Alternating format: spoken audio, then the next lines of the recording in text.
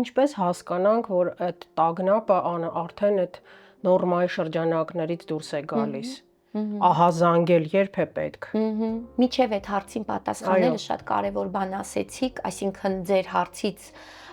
անպայման կուզեմ ասել, որ չի կարող լինել, որ ընդհանրապես տագնապ չլինի։ Տագնապը կարող ենք ասել մեր կյանքի մեզ հետ ծնվում է։ Այո, շատ ճիշտ եք ասում, ծնվում է, որովհետև տագնապը միշտ կապված է պահանջմունքների, շատ կենսական կարևոր պահանջմունքների, ասենք չբավարարման հետ, կամ անհանգստության հետ, որ չես հասնի կամ չես կարող բավարարել, եւ տագնապը նաեւ ունի շատ կարևոր գործառույթ, ինքը մոբիլիզացնում է մեզ։ Առանց տագնապի մարդը չէր շարժվի։ Մարդը, տագնապ չասեմ, բայց հայտնի հոգեբաններից մեկը,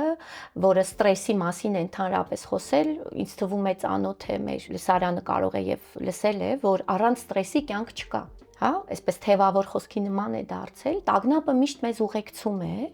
եւ ինքը ունի շատ կարեւոր գործառույթ, որովհետեւ